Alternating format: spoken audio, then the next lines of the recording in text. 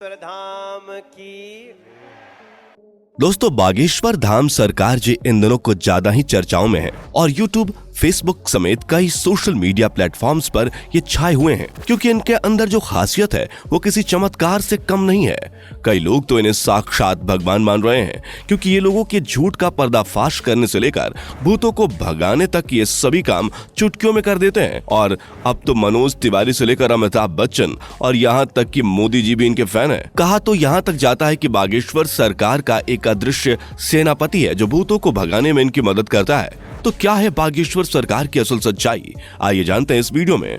दोस्तों, यूं तो हमारे देश में कई बाबा आए और कई गए, कई सारे लोगों ने उनके आश्रम में माथे टेके, यहाँ तक कि बड़े बड़े फिल्मी सितारों ने भी इनके दरबार में अपनी हाजिरी लगाई। लेकिन इस समय जो प्रसिद्धि बागेश्वर महाराज जी को मिल रही है वो आज तक किसी को नहीं मिली है। लंबे लंबे बालों वाले, माथे पर चंदन और अक्सर सर पर पगड़ी बांधे नजर आने वाले बागेश्वर धाम सरकार जी की बात ही कुछ और है। और इस चीज का सबसे बड़ा सबूत बड़े बड़े फिल्मी सितारों का इनके दरबार में आके इनके प्रवचन और गीत सुनना है। फिर चाहे मोदी सरकार के सबसे दिग्गज नेता मनोज तिवारी हों या फिर साउथ इंडियन फिल्म इंडस्ट्री के सुपरस्टार सुमन तलवार, जिन्होंने बागेश्वर धाम आकर बाबा के नाम पर ठुमके भी लगाए और हाथ जोड़कर नमस्कार भी किया। अभी हाल ही में सदी के महानायक अमिताभ बच्चन जी की एक वीडियो बहुत ज्यादा वायरल हो रही है जिसमें वो बैठकर बाबा के कीर्तन का आनंद ले रहे हैं। लेकिन दोस्तों, ये एक रात का चमत्कार नहीं है बल्कि इसके पीछे एक ऐसे बच्चे की कहानी छुपी हुई है जिसके संघर्ष के बारे में जानकर आपके भी होश उड़ जाएंगे। हजारों की संख्या में लोग अपनी मनोकामनाओं को पूरा करवाने और अपनी तकलीफों को दूर भगाने के लिए बागेश्वर धाम दर्शन के लिए पहुंच जाते हैं और ये सब कुछ मुमकिन हो पाया है बागेश्वर धाम जी के चमत्कारों की वजह से। कहा जाता है कि स्वयं हनुमान जी की कृपा बागेश्वर बाबा के ऊपर बनी हुई है और उन्हीं की असीम शक्तियां हैं जिनकी सहायता से बागेश्वर धाम सरकार किसी के भी मन की बात को जान लेते हैं और उसके बताने से पहले ही कागज पर उसकी समस्याएं लिख देते हैं, जिसके कई सारे प्रमाण आपने इनके वायरल वीडियोस में देखे ही होंगे। स्टेज पर आकर जब कोई अपनी परेशानी बताता है तो बागेश्वर महाराज उसे पहले से ही लिखे हुए पर्चे को पढ़ने के लिए कहते हैं, जिसे देखकर भक्तगण पूरी तरह से आश्चर्यचकित रह जाते हैं क्योंकि उन्होंने अभी तक अपनी दुखों को और परेशानी को बाबा को बताया भी नहीं था। उससे पहले ही उनके बारे में बाबा पर्चे पर लिख चुके थे, जिसके बाद बाबा सभी के सामने परेशानियों का हल बताते हैं और भक्तों को ये विश्वास दिलाते हैं कि उनकी परेशानियां दूर हो जाएंगी। लेकिन दोस्तों, आपको बता दें कि बागेश्वर धाम काफी सख्त मिजाज के भी हैं क्योंकि अगर कोई इनके सामने झूठ बोलता है या फिर गलत नीयत के साथ अपनी इच्छाएं लेकर पहुंचता है तो ये उसकी पोल खोलने में भी कोई कसर नहीं छोड़ते।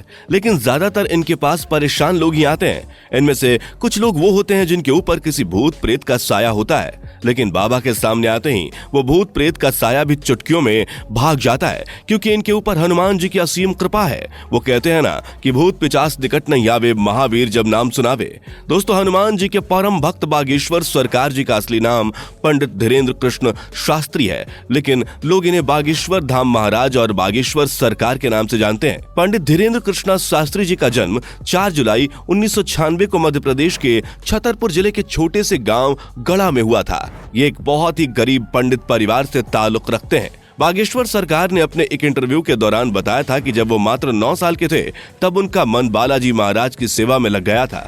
इन्हें हनुमान जी की भक्ति और उनके प्रेम के सिवा कुछ भी नजर नहीं आता था। बागेश्वर महाराज जी का कहना है कि हनुमान जी की भक्ति और उनकी कड़ी साधना का ही परिणाम है कि उन्हें ऐसी सिद्धियां प्राप्त हुई हैं जिनकी वजह से वो लोगों की सहायता कर पाते हैं। असल में इन्होंने अपनी शुरुआती शिक्षा अपने दादाजी के साथ रहकर प्राप्त की थी। कहा जाता है कि इनके दादाजी भी अपने समय के बहुत बड़े विद्वान शास्त्री हुआ करते थे और उन्हें भी दिव्य शक्तियां प्राप्त थीं। इनके दादाजी भी दिव्य दरबार लगाकर लोगों की समस्याओं का हल करते थे। तभी से इन्होंने अपने दादाजी को अपना गुरु मान लिया और उनसे ही सारी चीजें सीखने लगे। दादाजी के साथ रहकर इन्होंने रामायण, महाभारत और गीता जैसे धार्मिक ग्रंथों का अध्ययन किया। लेकिन अगर इनकी प्रारंभिक शिक्षा की बात की जाए तो बागेश्वर सरकार ने अपने गांव से ही 8वीं तक पढ़ाई की और फिर उसके बाद अपनी आगे की पढ़ाई पूरी करने के लिए वो गांव से करीब 6 किलोमीटर दूर जाया करते थे क्योंकि गांव में हाई स्कूल नहीं था। इसी तरह इन्होंने 12वीं की परीक्षा दी और 12वीं पास करने के बाद इन्होंने बैचलर ऑफ आर्ट्स में अपना ग्रेजुएशन भी पूरा किया।